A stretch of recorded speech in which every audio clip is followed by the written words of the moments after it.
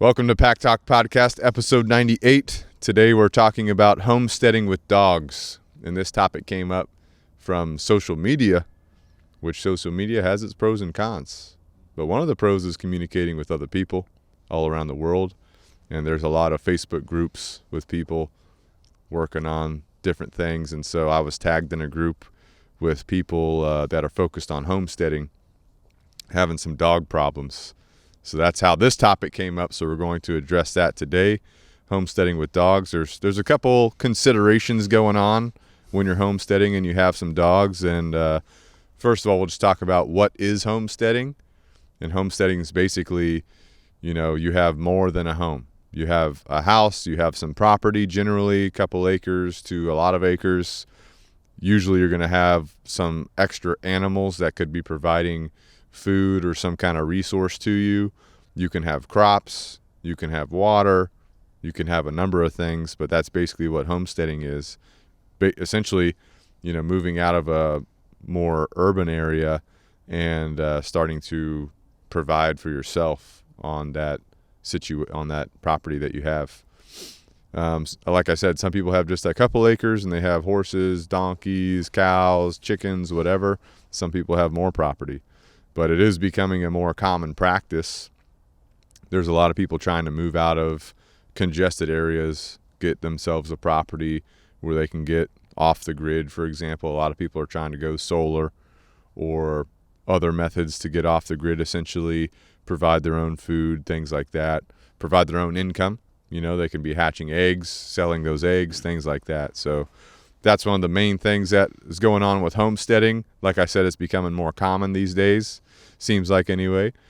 And so when you have a homestead, a lot of people are probably going to include dogs into that homestead for a couple of potential reasons. One, a lot of people just have pets anyway. So they could be just moving from a city into a homestead situation. They have a pet dog, that dog's with them. Other people, they may have more purposeful tasks for that dog. It could be protection of the property. It could be deterrent against potential threats outside of the property, whether those threats are like a human threat or whether those threats are some type of predator animal trying to go after their prey animals, because most homestead animals, horses, cows, chickens, those types of things, goats, pigs, those are all prey animals. So, if you have a homestead, you're going to have to protect them from potential predators, which could be coyotes, foxes, hawks, owls, these types of things. Obviously, some of these species are protected, like hawks, owls, those types of things. So you're going to want to deter them from coming after your prey animals. But also, you could use dogs as a livestock guardian dog, similar to like just a property protection dog. But this is a dog that's staying with your livestock, protecting, deterring any potential threats. You could use dogs for herding your animals. There's just a number of things you could be using dogs for.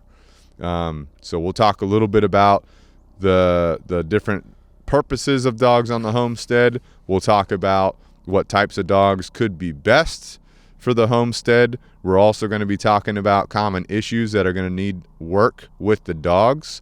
A lot of dogs are going to want to chase cats, chase poultry, chase livestock, things like that. We have to teach them not to do that.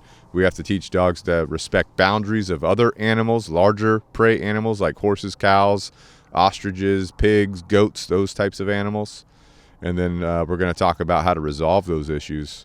So that's kind of our goals today, going through those things. But before we proceed on, I've got Chris with me. I've got Ben with me. Chris has a homestead. So Chris, give us some of your thoughts on a homestead and what dogs could potentially be used for on a homestead.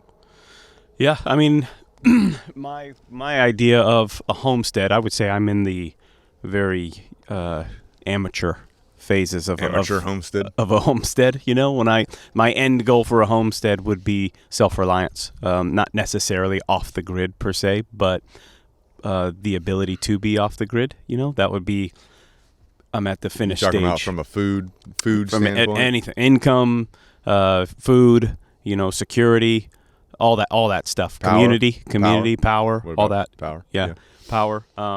So I mean, yeah, you can get crazy with it and go down the prepper world, which we do a little bit, but in practical sense, a homestead is just self-reliance. We can grow our own food, we can provide our own food or hunt our own food, we can protect ourselves, we have a community that we can protect each other. Mm-hmm.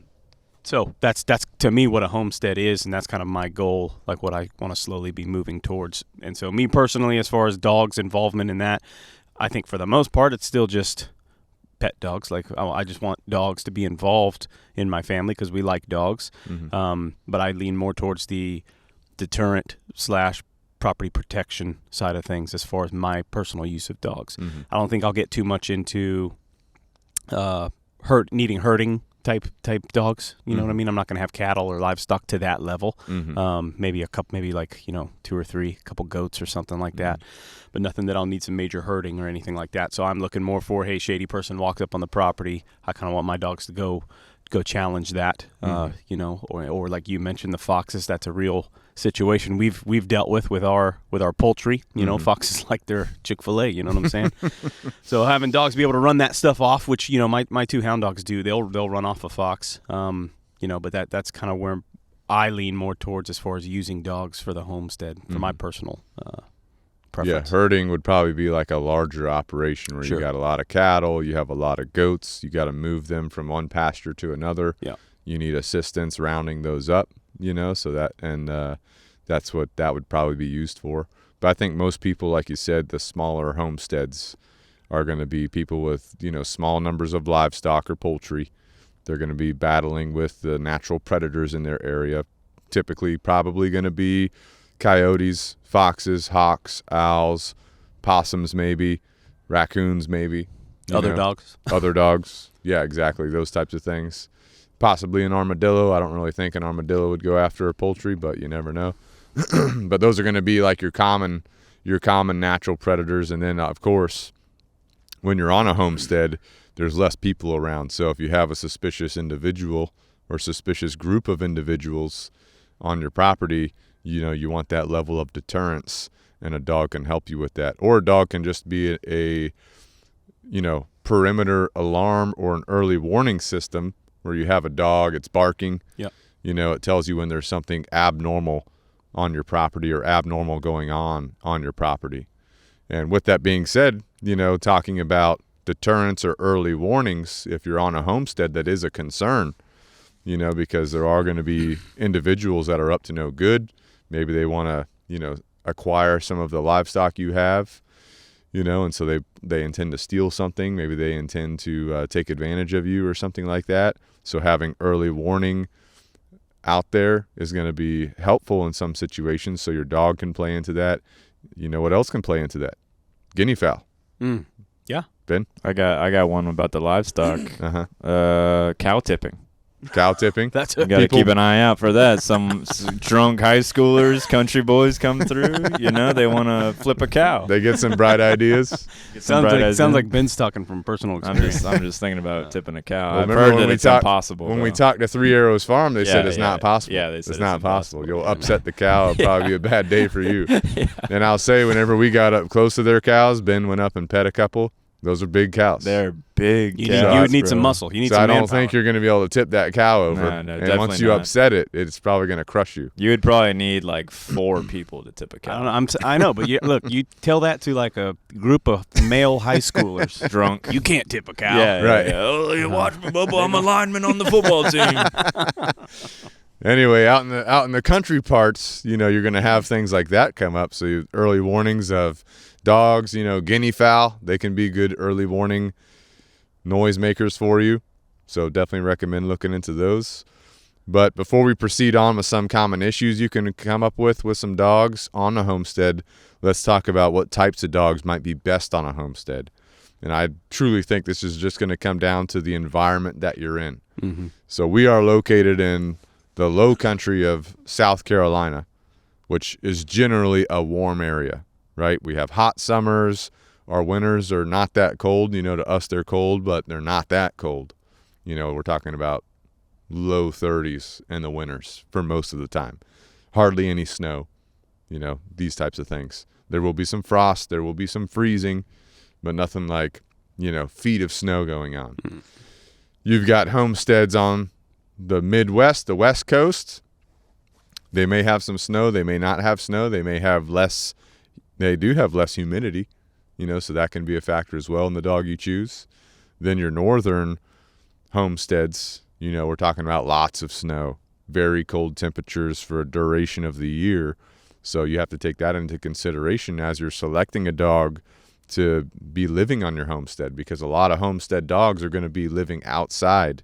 If you have a dog that's a livestock guardian dog, that dog should be living with your animals, your livestock that it's guarding. So if you have a bunch of goats, you have a livestock guardian dog, you're going to want that dog living with the goats. And so that means that dog has to be able to hold up to the elements. And so if you're in a southern state like southeast United States, you could probably get away with a dog with medium, possibly short hair, right? And the breed probably doesn't really matter. What matters more is that dog's individual characteristics to help meet your goal, right? That could be livestock guardian. You want that dog to be able to have boundaries around livestock, which you have to teach them, which we'll talk about. But it could also be what's their natural tendency to bark at something that seems suspicious. And can you teach them to bark at something that's suspicious for a deterrent?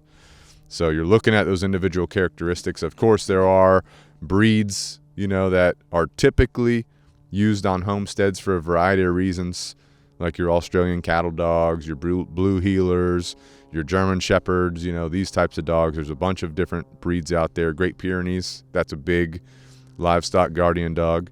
And so if you get a dog that's traditionally a livestock guardian dog from a bloodline that has been doing livestock guardianship, it'll probably be more naturally or genetically predisposed to that specific work set, that specific skill set, and the amount of training that you'll actually have to do will be less than a dog that you just grab from a shelter or something like that. But going back to kind of big picture, based on your environmentals, southeast United States, you could get away with a shorter medium-haired dog. Maybe you have some kind of shelter for the wintertime where they go into. I know goats will sometimes have shelters as well, basically just like a small pole structure, like wooden structure with sides on it and a roof, just to kind of keep the elements out of there, keep the frost out of there, and they'll sleep in there or whatever. If you live northern United States, you might need to go with a more longer-haired dog. German Shepherd, Great Pyrenees, St. Bernard, these types of dogs that have thicker hair. What's those mountain dogs? Bernese mountain dogs, those types of dogs. Anything with like a thick coat to get through those heavy winters while they're working. If you're in the western United States, you might have a hybrid, kind of depending on your actual location. I used to live in San Diego for a couple years, and believe it or not, at nighttime it'd be cold. In the daytime it'd be like 70s, so you could probably get away with a thicker haired dog in that situation as well. But if you have a longer haired dog or a thicker haired dog in the summertime, you might need to have some additional shelter for them to get out of the heat, or those dogs might make their own kind of cooling spots. They'll dig some spots in the ground. They'll go lay where the pigs lay in the mud, these types of things to help them cool off. So just some considerations, big picture considerations on if you're looking for a dog for your homestead, some things you might want to think about. Chris, you have any other additional considerations? No, that's all good stuff. Just personal preference. I like most of the shepherding breeds. I feel like they can handle the heat, they can handle the cold. It's a good balanced breed, whereas something like a cane corso, a lot of people will use them for property protection. They might not do so well in snow. You know what I'm saying? They got no coat or nothing. Yeah. They'll get cold. So I think shepherding breeds just is my personal preference. German Shepherd, Malinois, Dutch Shepherd, Australian Shepherd, or even the what is a river that we've trained? Border Collie. Border Collies. Yeah, those are really good, especially for herding and stuff. Their coats, I feel like they can hang in the heat. They can also hang in the cold. But I think the biggest thing is what you talked about is like if you're wanting large, you got large scale, you got a farm or you got a lot of acreage and you're gonna have lots of livestock. it's not about like, hey, let me get this specific breed or let me get this dog. Like you want a bloodline that's been doing that work that's going to set you up, and you get a dog that has the right temperaments for those types of things. Or if it's more like me, more geared towards the property protection side of things, or even at least you want a dog that's going to alert to suspicious activity. Maybe I'm going to go into the dogs that have a bloodline in the working side of things, whether it's police work or sport dogs, that kind of stuff, more of the protection sports and whatnot. So I think that's more important than anything, but the environmental is definitely important as well. Depending on your setup, you might have a number of dogs. You know, if you have some pastures where you have goats, or a pasture could be something that's super small, a couple acres, less than an acre of goats and pigs, things like that. They could be really big, right? But let's say you have a couple pastures of smaller livestock like goats and pigs. You might have some type of dog like a Great Pyrenees, for example, in that pasture with them. And then for your overall property deterrent protection, you might have a German Shepherd that's moving around, right? Something like that. And now there's more considerations with that. You have to make sure that your dogs understand how to interact with the other animals. You also have to make sure the dogs know how to interact with each other. Right. So that we're just talking about layers of things to consider and train to make sure that your homestead is operating the way you want it to without issues. Big dogs versus smaller dogs on a homestead too, bigger picture, depends on your goals. Like an Australian cattle dog can be a really good livestock protection, livestock guardian dog, protection dog, really good at herding, obviously, if you train to that.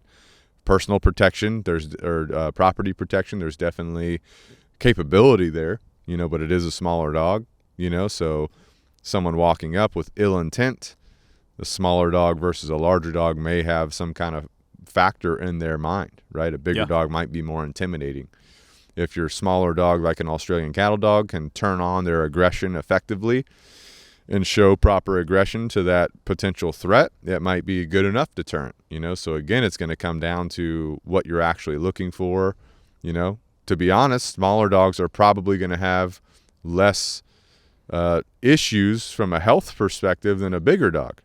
Think about a bodybuilder versus like a, leaned out body weight type worker, right? A bodybuilder has a lot more muscle, so their body has to work harder to provide nutrients, oxygen, energy to those muscles. They're going to fatigue faster than that leaned out person that's doing, body weight style training from a training standpoint. So big dog versus little dog, that bigger dog has more mass, has more muscle, has larger organs.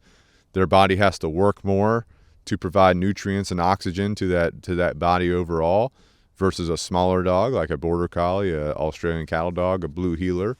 Their bodies are smaller, so their body will probably have less health issues long term because their body can operate overall more effectively, right? Because there are health concerns you have to think about as you start having more animals on your homestead. You got your dogs, you have your small livestock, your poultry, your cats, whatever you're doing. All these animals have a good purpose, but now you're talking about learning and understanding how to properly take care of their health as well. So the bigger dogs, you're going to have to make sure you're preserving their joints, making sure that their diets are appropriate, right? Making sure that their potential parasite problems, worms and things like that, intestinal worms, all kinds of worms they can get just from hanging out with livestock animals and stuff like that, making sure that you're preventing those effectively, But big dog versus smaller dog, just some considerations there depending on what your goals are. But other animals that you have on your homestead, I kind of went off on a little tangent there, but like if you have cats, you got to teach your dog how to operate around the cats. Teach your cat how to operate around the dogs. Dogs might be your livestock guardian, your deterrence, your herding, your protection, purposeful, task-oriented animal. Your cats might be helping to, mitigate some pests that might be around. Your rats, your mice that are attracted to livestock areas, to poultry areas. Mice and rats can get into your feed containers. They can actually kill your poultry, in some cases. They can spread more disease. So you want to, control that population. They are going to be around. You just want to control that population. So cats can be really good at that. Cats can also destroy some of the natural resources that are around too. They can eat small birds, they can eat things you don't want them eating, like squirrels or whatever, depending on your setup, So some pros and cons there you have to think about. But every animal on a homestead generally is going to have some kind of purpose, Mm-hmm. and cats are a good layer to have in there for some of that management of the homestead. But going back to dogs, all right, we've talked about kind of big picture a dog that you might be selecting. Short hair versus long hair, big dog versus little dog, individual breeds, kind of what's your overall goal. You can obviously have multiple dogs for multiple reasons, multiple purposes, but now you have to train those dogs specifically for their purpose, for their task, Another setup could be you have a livestock guardian dog with some of your livestock. Then you have a deterrent dog that kind of hangs out with the people walking around, whether that's you, your family, your kids, whoever's moving around, and that dog lives inside with you and then has access to the outdoors as well, So lots of different setups, lots of different ways you could go about doing a homestead. Chris, any other ideas on, kind of strategic setting up of dogs on a homestead for different purposes? No, just no. I think you pretty much hit it all on the head. Know what you want. You gotta. I think many people just jump the gun a lot. You know what I'm saying? Oh, I want a dog. Oh, so, some farmer says, well, you can get you a Great Pyrenees. That's what they're going to get you taken care of. Like, all right, well, I'm going to go to the shelter, find some Great Pyrenees, and then let's rock and roll. Like, nah, know what you want. Be a little, take your time, do some research. Mm-hmm. Find a good breeder, figure all that stuff out before you jump the gun and get the dog. Because you might get you a big old Mastiff breed, thinking, with the intention of hey, this dog's gonna patrol my 50 acres of property. You know what I mean? This dog's probably doesn't have the stamina for that kind of stuff. You know what I mean? He might not be a patroller with his personality either. Right. Which it's like if you look at those breeds, it's they're designed to hang around the house. They hang out. They do protect the property. They alert to strangers, but they're not really patrolling. You know what I mean? They're not going to be patrolling miles and miles of your property or whatever. So it's know what you want, do some research, and then kind of build your setup based off of that. Yeah. So when you have dogs on your homestead, let's say you select a dog or a couple dogs, and you're like, okay, I'm going to bring them onto the homestead for different purposes, whatever that is. There's some common issues that will probably need some work, and these have specifically been brought up to me in some of these social media groups with people asking about help with their dogs. One of the common issues is the dogs are chasing cats, they're chasing poultry, they're chasing small livestock like little goats. Like some of the dogs are grabbing little goats and killing them, and the people, they don't know how to handle that, So that is just going to be linked to a dog's natural prey drive. We'll talk about that in a second, but that's a common issue. So we have to teach the dog boundaries around particular prey items like cats, poultry, small livestock. Your dog will still have a prey drive, but it will learn how to not engage these specific animals that are on your homestead in a prey drive. But you have to maintain that as well, which we'll talk about in a second. Then another common issue that gets brought up to me a lot is dogs not respecting boundaries of other larger animals like horses, cows, ostriches. These bigger animals, they're still prey animals, but they're just bigger, and the dogs aren't respecting the boundaries. And so like a horse, for example, will kick you, and that could be a serious injury to a dog, right? It could also bite a dog, things like that. So you have to teach these animals how to operate together, respect each other, respect their boundaries. Are there any other common issues that you can think of? I mean, those are probably the big ones. Yeah, definitely. So let's talk about how to resolve these common issues. First of all, the chasing cats, poultry, livestock. Like I said, this is rooted in prey drive. So big picture here, what you're going to have to do is, number one, socialize your dog to those animals. And then you're going to have to teach your dog boundaries around them. And so the easiest way to do that is going to be to create for yourself, your specific situation, a training progression to get your dog from where it's at now to how it can operate efficiently and clearly with your smaller animals that it has prey drive with, cats, poultry, livestock. So I'm just going to mention real quick a episode that we did, episode 96, where we talked about a training progression. Maybe that episode will give you some thoughts on how to build out your specific training progression. But one example could be just an overall training progression. You got a dog with high prey drive to cats, poultry, small livestock. First of all, whatever your dog practices is what it's going to continue to do. So you have to limit and manage your dog until you get it to stop trying to chase these things and kill them. So one easy way to do that, have your dog on a leash when you take it outside. Don't let it practice chasing the cats, the chickens, or the livestock. Keep it on a leash. Keep it close to you as you're moving around. If you're not working with that dog or moving it around with you, put it into a pen of its own, whether that's an outdoor pen or whether it's an indoor kennel situation, something like that.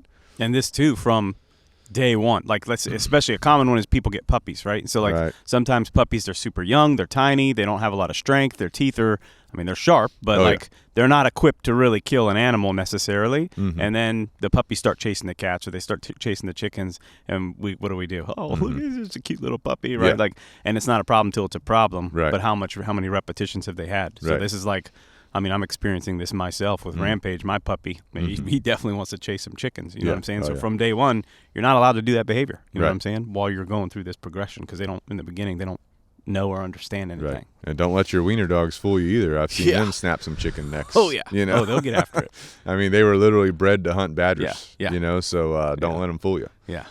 But anyway, so you're going to, number one, manage your dog, not let them practice that behavior.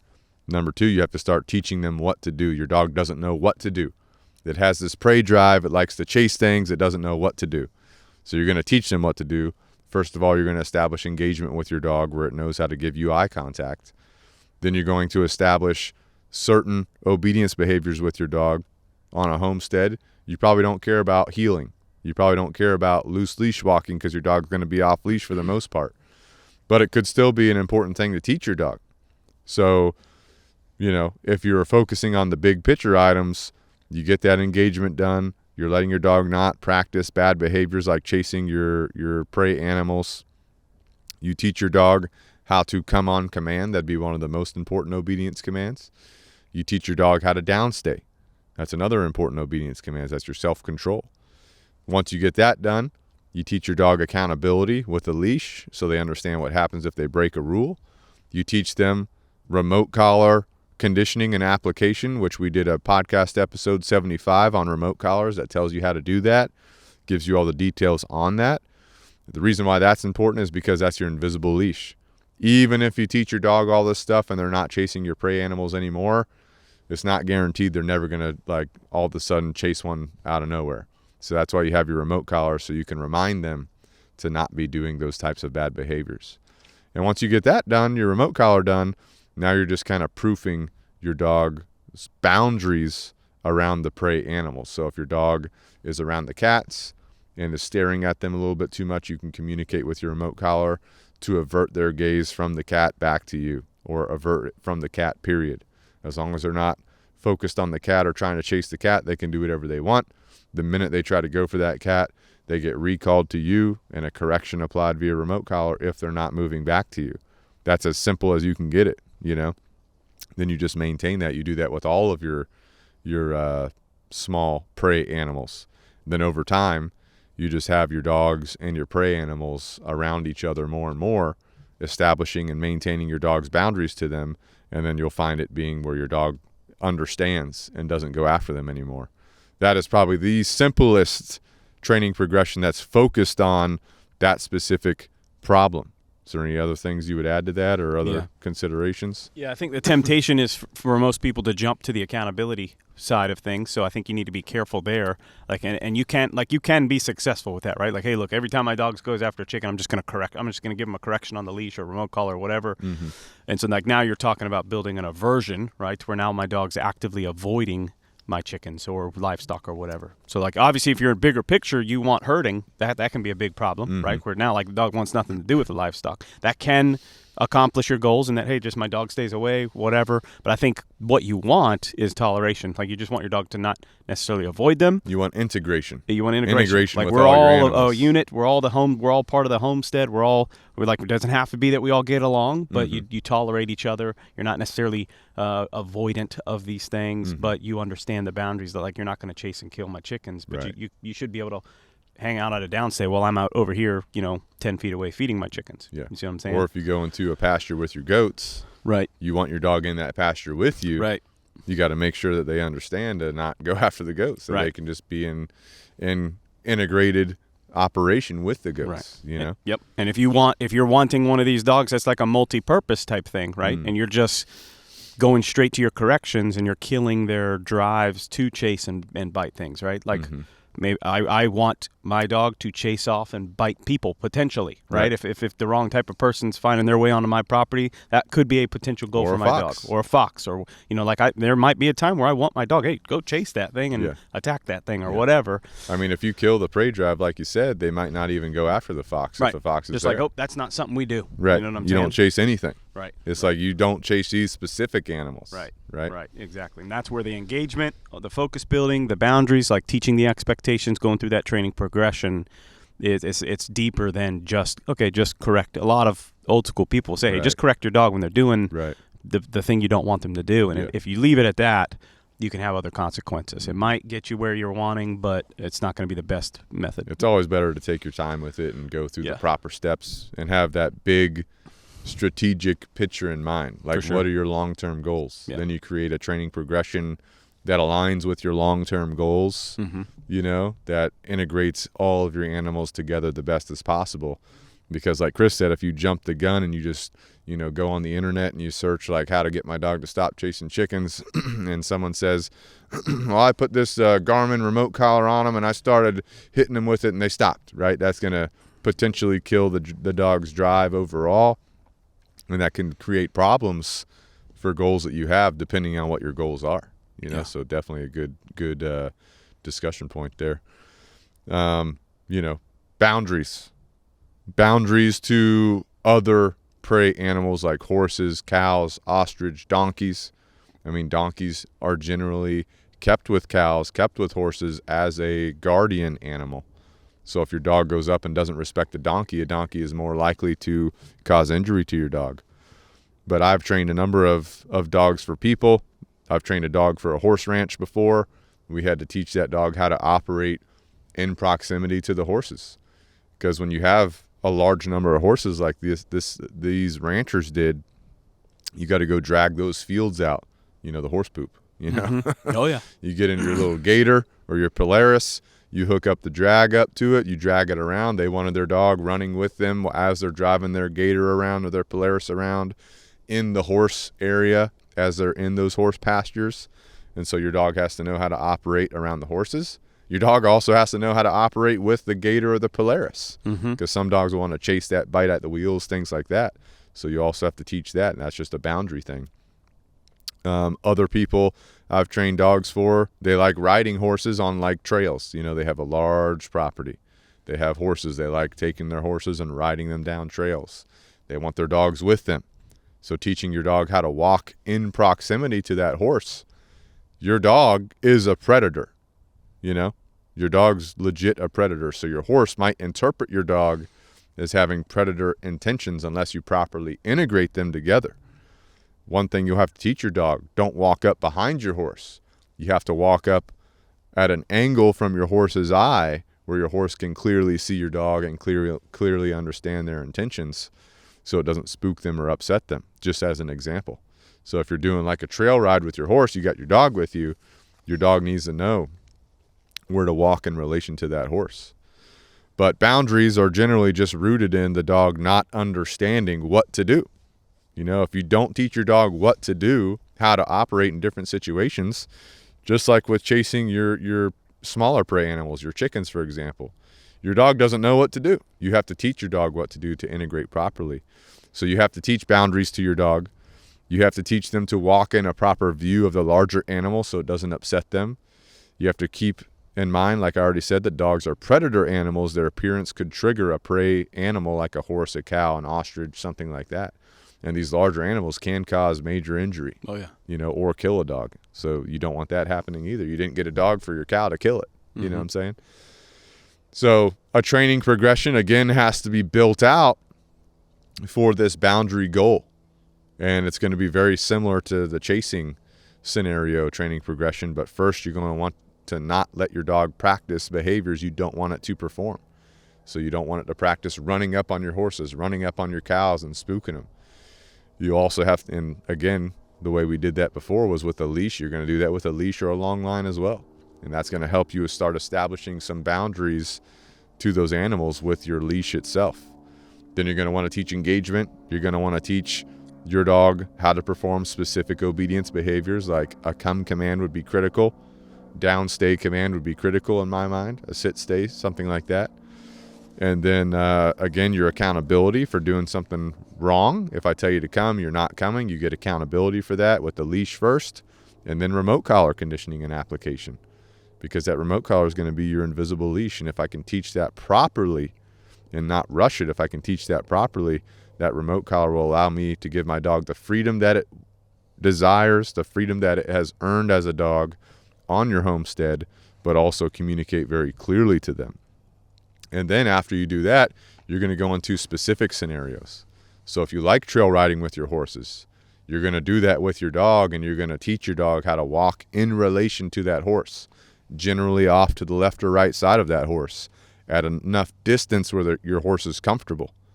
At the same time, you're teaching your dog and horse socialization to each other.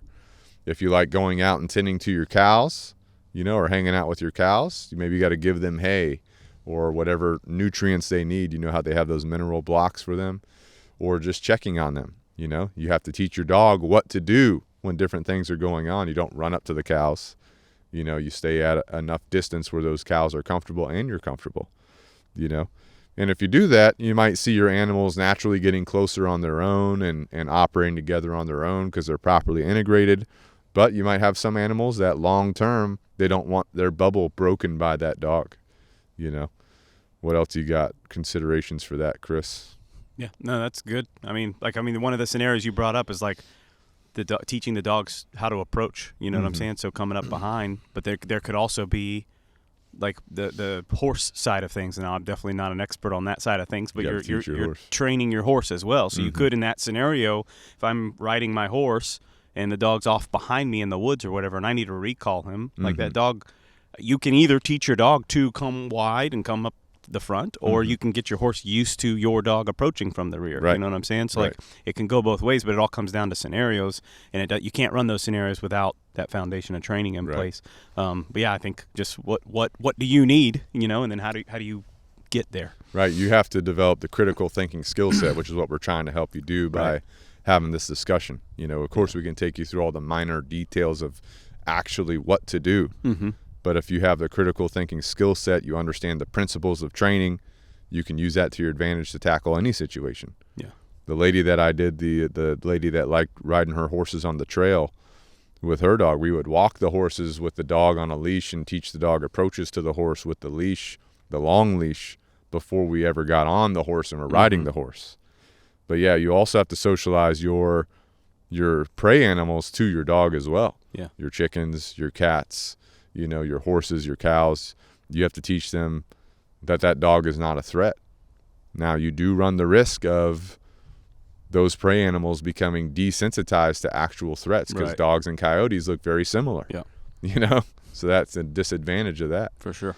But yeah, just some considerations there, some things to think about. Like I said, if you understand the principles of training, which episode 96 of our podcast, we go through our dog training guide. We have a lot of principles in there that you can follow, right? But the principles of training, if you can understand those and you can understand how to think critically, put yourself in that animal's perspective, whether that's a cow, a chicken, a cat, a horse, a dog, put yourself in their shoes, think about how they're operating, how they're looking at things. That will be to your advantage. You know what I'm saying? But any other thoughts overall, homesteading with dogs, or how to implement dogs on the homestead? No. There's different setups I've seen. I've trained a dog for that horse rancher. They have a huge property, a lot of horses. They have bobcat problems. They have coyote problems. They had a Belgian Malinois dog, and we had to socialize the dog to the horses. We had to socialize the dog to the Polaris, the gator scenario, and now they just drive that around. The dog runs with them. Had to socialize the dog to the lawnmower. They have a zero turn that they cut some grass with. The dog wanted to attack it. Oh yeah, so you got to teach the dog how to operate with the zero turn.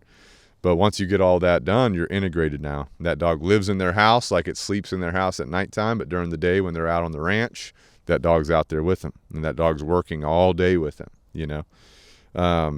The people that I did the dog for the horse trail riding, that dog was more of a personal protection dog, but she would be out with the horses. She would be out riding with the horses. You got to teach that dog how to operate in those situations. Other setups I've seen and given some advice on, people will call for advice or whatever, and even if we don't do the training for the dog, we can advise them what to do. And so other setups, goat pastures. You got different dogs in the goat pastures, and you have a central dog that kind of moves around the property. Out in the goat pastures, there might be more of like a Great Pyrenees type breed than the dog that's roaming the property with them, usually staying in vicinity of the farmer. That dog might be like a German Shepherd, Belgian Malinois. Those are very common breeds that people have for that specific scenario. You could have two types of dogs that are your deterrents. You could have one that you allow to range out on your property, kind of go out of sight, out of view, but they know the property boundaries, which that's another thing you have to teach your dog, property boundaries, right? So that's a whole different discussion. You don't want your dog roaming out there going off all over the neighbor's property. That's disrespectful, right? So you got to teach your dog your property line, how to stay on that property line without one of those property fences, I'm talking about. I mean, you're also talking about like big time. To me, you're looking at temperament as well. You know what I mean? On that dog, like you're talking about an independent dog that can think outside the box, operate on its own. I mean, if that dog if some other, a fox, coyote, a person, and they're 20 acres away, they get into some stuff, they're there. You may not even know. You may not even know that something's going down. You know what I'm saying? So like that's a different type of dog that you're looking for as well. Exactly. But you could have a dog that's out like your roamer that goes out to your property lines and kind of moves around. Then you have one that stays closer to you. That's another type of setup. So there's lots of options with the homestead. There's lots of considerations, things to think about, but those are some of the big ticket items. So, Ben, you got anything? Homestead thoughts? I live in a townhouse, so don't have much homestead experience. But no, well, you got cats and dogs. Yeah, they live together. Had to integrate them together.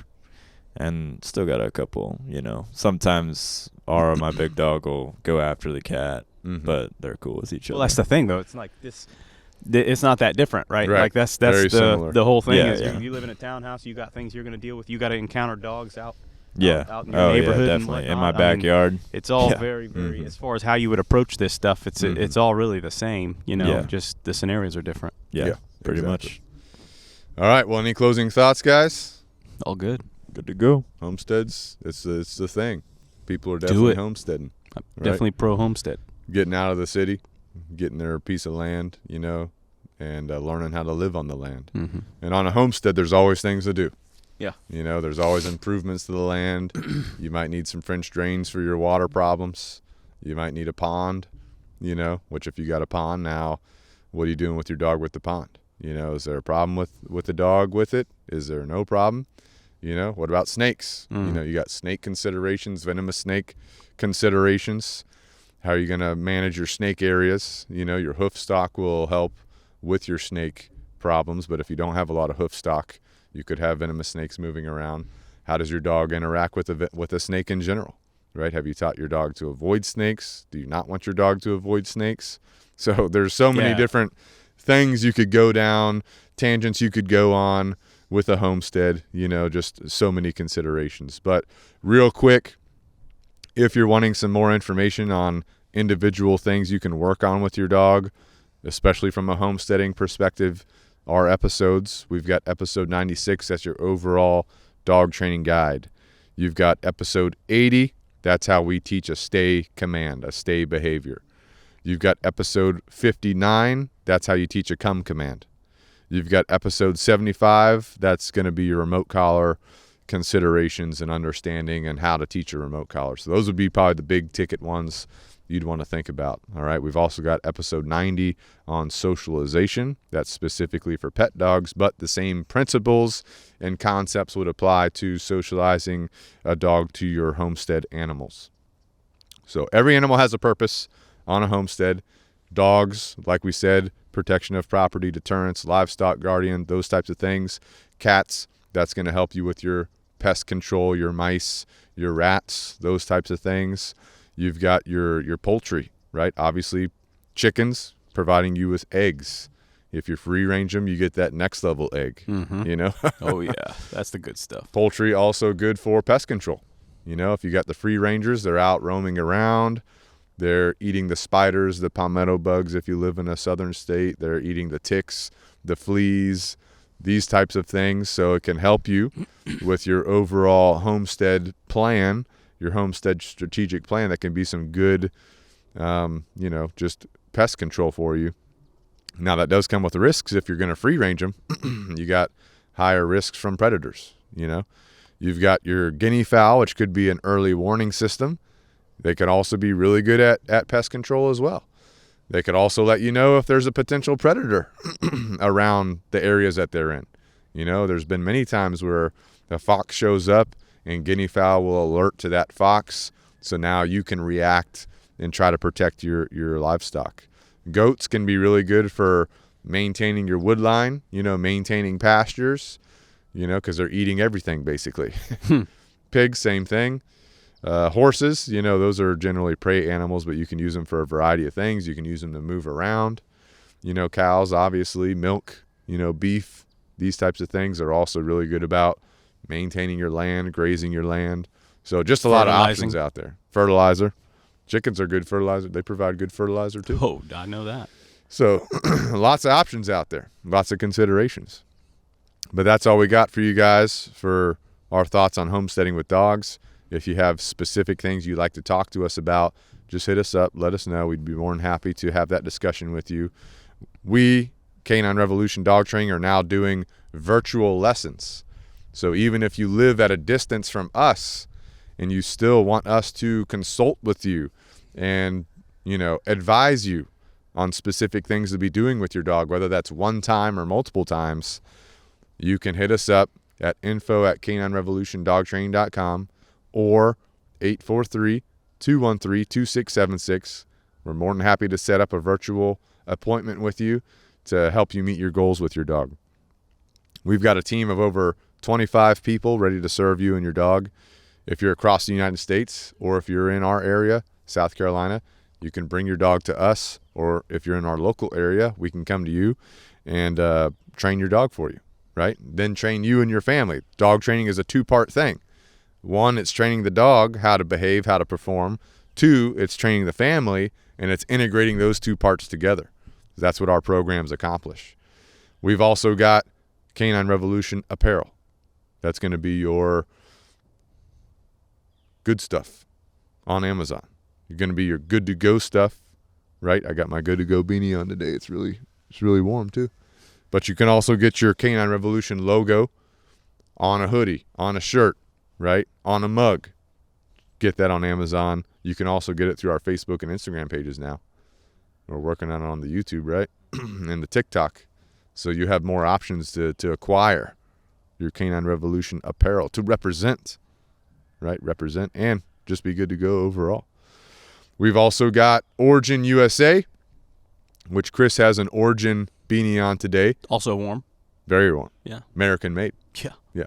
Origin USA, we are an affiliate with Origin USA, made in America, sourced in America materials. That's going to be your jeans. What we got on, Chris? We got the Delta 68s. I got the factory down. Oh, those are the thicker ones? Yeah, because it's a little chilly today. So. I got the Delta 68s on today. Yeah. Ben, what are we wearing today? Levi. Wow. China pants. My Jockos are getting washed right now, actually. Oh, you wash them? Yeah, you're supposed to wash them. You don't have to wash jeans. Trust me, they smell bad. Origin USA's got the inner layers. You know, I got some of the new, what do you call it? It's like the inner layer of your top. Mm-hmm. What do you call it? Yeah, kind of like a long john shirt. Like a long john shirt. Yeah, like they have that for when it's cold. Yeah. Nano wool, which is super comfortable. Way more comfortable than the old school long johns. Yeah. You know? Yeah.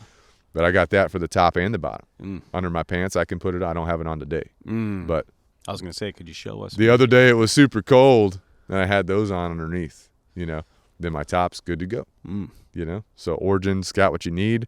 If you're a homesteader, you might be providing for your family. You're gonna need that Raptor camo. Yeah. Depending on where you're at. They got the woodland camo for woodland areas. They got the highland camo for highland type areas. But that Raptor camo, man, that shit's good. It's good. It's real good.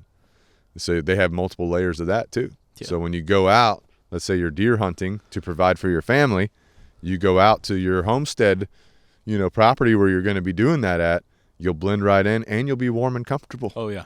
So comfortable you might fall asleep. Yeah. Then the deer walks right by you. Well, you needed some sleep, obviously. Yeah. Well, then you just need to drink a Jocko. That's true. That's now true. we're talking. See? That pivots to the next one. Comes That's full fun. circle. But Origin USA, go to originusa.com. You'll get 10% off with the promo code SINGER101. They've got martial arts gear. They've got your everyday wear. They've got your cold gear, your warm gear, your exercise gear. Just check it out. You won't be disappointed. And again, sourced in America. All the materials are sourced in America. The cotton they use, the rivets they use, and then it's made in America, right? But yeah, like Ben said, the next affiliate we work with is JOCKOFUEL. JOCKOFUEL.com. You'll literally find any health supplement you need. Yeah. You need Jocko Go. That's the clean energy drink, which has been what Ben was just talking about. You won't fall asleep when you're out deer hunting if you've drank a Jocko Go before you go out there. Not only that, the Jocko Go is going to give you the electrolytes that will help you stay hydrated out in the field and the vitamins that your body needs to operate at maximum potency. You know what I'm saying? And now that I'm thinking about it, maybe not a good idea to drink one before you go deer hunting. No, good. No, Good good You idea. might be too jacked up. No, You might want to go and tackle the deer. It'll get you right where you need That's to the be. good thing about the Jocko Go energy drink. It's not like a fake energy drink. It's not overdosing you. It's not fake. It's bringing you up to an optimal work level. I'm looking at Chris's can right here. It says his Jocko Go can. Yeah. It says increased focus. Increased Exactly. Focus, So, some nootropics, supports Maybe memory, just focused balanced energy. on that deer. Yeah. Focused on the deer. Honed in on might your increase senses. your accuracy. I don't know. Yeah, I'm just maybe. saying. Focused on your dog training if you're training a dog. Yeah, 100%. I think it does enhance your eyesight, It your may. vision. Yeah. So then your accuracy will be improved. If you wear glasses, you might just not have to wear glasses You won't have to wear anymore. glasses anymore. If you drink like a Jocko a day, do you just not have to wear glasses anymore? Yeah, your body just gets younger. We Yeah, might be on yeah, the yeah. verge of making things up at this point. Yeah. Cannot be confirmed, but that is suspected based on the good nutrients in the drink. They've also got the Jocko white tea. So let's say you've already had a Jocko Go, but you want to take a warm drink out into the field with you, but have the health benefits. You can get you a Jocko white tea, brew it up, be good to go. That shit's good. Yeah. You At know? this point, I'm waiting on the Jocko coffee to come out. They do. Because It's out. he's got coffee? Yeah, the coffee milk. Oh, The well, coffee yeah, protein yeah, mix. Yeah. Well, yeah, but I'm waiting on like coffee grounds I think from he's. Jocko. I think he's working with like a He's partnered up. Navy SEAL partner coffee company. I know he knows the Black Rifle guys. Like he Yeah. goes Oh, hunting yeah, with them yeah, too. yeah. So he might, Black Rifle might come out with the Jocko brew. You never know. Dang, that'd be crazy. But anyway, the other thing about Jocko Fuel, again, sourced in America, made in America supplements, all good for you. Some of my favorites are the greens because I like having those micronutrients that you miss in a lot of your meals, right? The greens, if you implement that into your daily routine, that will help supply you with more micronutrients that your body can utilize to your advantage. And if you're a homesteader, you're working hard on your land. You're working hard on your homestead. And you need those micronutrients to be at peak optimal performance, right? You've also got the Mulk, which is your protein supplement. You can get some additional protein in during the day. Or if you're a homesteader, you're super busy, you can grab a Mulk ready to drink. It comes delivered to you in a case. You grab it, you pop the top, you drink it. Boom. Now you've got 30 grams of protein that fast. And if you get the coffee flavor, you get some additional caffeine in it too. Now let me tell you guys a story recently. I hate to say this, but I mismanaged my time recently. We were going to, as Canine Revolution, except for Ben, he decided to blow us off. But we were going What was that? We were going to the fight night Oh yeah. to support one of our alumni who's a high-level MMA fighter.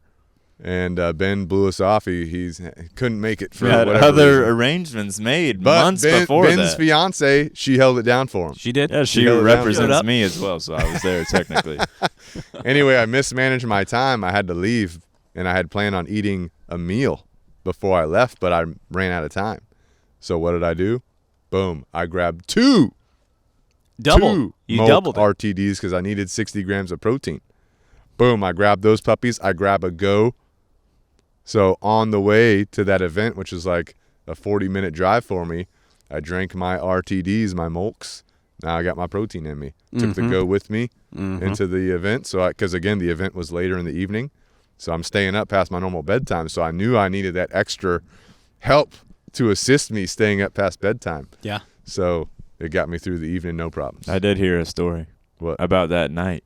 What about it? Is that around this time, arrival, you had to make an emergency bathroom That was probably the downside of the double banger of caffeine. That you, I heard it was in an emergency. We were running. Yeah. We were running. Yeah. Well, We went into a store that didn't have a bathroom I can accessible confirm, to the I public. can confirm the details And of this story. it was sounds like a catastrophe for well, bathrooms. this was a true story. Yeah. Okay. And because my plan got messed up, I had planned on using the bathroom before I left after I ate my food. It wasn't able to do that.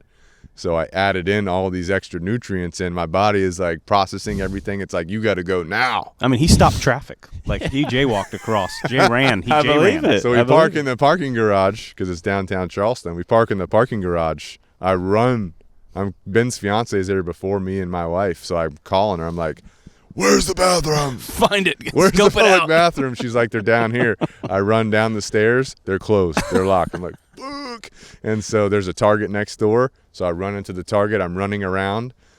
Well, my wife and Ben's fiance are like, why don't you just ask somebody? And I'm like, no, I'll figure it out. I'm running around the Typical guy. store. I see the bathrooms. There's an employee right there. I'm going. She's like, employees only. I was like, are you serious? I was like, where's the closest public bathroom? She's like, across the street, across this corner or whatever. So I run. You know, there's red lights or there's green lights. We got traffic going both ways downtown Charleston. Doesn't He care. thinks there's red lights. Yeah. I don't care. I'm just like, I got to go. So I'm weaving between the cars, running across the road. You can get a ticket for that. Yeah. Run into the bathroom, get business taken care of. On the way out, there's an older gentleman. He's having trouble getting into the bathroom. And so I'm like, shit, I got to help this guy. So I help him with his walker, get into the what do you call it, stall. Is that the handicap stall? Yeah. Oh my I god. help him get into the stall and get his pants down. I'm like, all right, see you later. What? Yes. You pulled his pants down. I didn't pull him down, but I helped him stabilize so he Oh could. my god. Yeah, so that was my Good Samaritan. Yeah, good Good- Samaritan good award over here. Samaritan of the. Anyway, we're talking about JOCKOFUEL.com, right? JOCKOFUEL, how it's going to help you, support you. I got my 60 grams of protein in. Yes, I did have to go to the bathroom. Yes, I did have a Jocko go after that, and the fight was good. It was a great fight night, right? So anyway, you've got your Jocko Goes energy drink. You got your milk. You got your greens. You got your white tea. If you need some other things like joint support, you need some super krill oil or fish oil. You need testosterone optimizer. They have all that stuff. Vitamin D3, they have it all. So check it out. You can use promo code not Singer 101, Canine Revolution at JOCKOFUEL for your 10% off discount, and you won't be disappointed. We've also got Canine Super Supplements, and this is at caninesupersupplements.com, the letter K, the number 9, supersupplements.com. These are for your dog. These are for filling any gaps in your dog's diet. Most dogs have gaps in their diet because you're feeding them kibble. Even if you're feeding them a raw diet or like a farmer's dog, you're still going to have some gap in your dog's diet. So you can pick up some of the formulas at Canine Super Supplements, like the multivitamin formula, the joint support formula, the puppy formula. Even if you don't have a puppy, the nutrients in there are going to be great for your dog. I have my dogs in all 3 of those. You can also get the weight gainer if you have a hard gainer dog or a dog with a high metabolism that needs to add some weight. You can add the weight gainer to them. But it's basically just a powder. You scoop the powder into their food or their water bowl. You mix it up. Boom. My dogs love it. You know, Yeah, your dogs will good. love it. So you can go to caninesupersupplements.com, use discount code Canine Revolution for 15% off. You won't be disappointed. All right. So those are our main affiliates, our main sponsors. Again, if we can help you out at Canine Revolution Dog Training, either through a virtual lesson, through one of our standard board and train programs, through a private lesson, reach out to us, info@caninerevolutiondogtrain.com, 843-213-2676. We got your back for life. We want to support you for life. We want to help you meet your goals with your dog and have that integration that everyone wants with their dog. We thank you guys for listening. If you have any questions, if you have any topics that you want us to cover, please leave it in the comments below. Please leave us a rating on your favorite podcast platform. If you're watching this on YouTube, just subscribe and let us know how we can continue to serve you. And until next time, this is Pack Talk Podcast, out.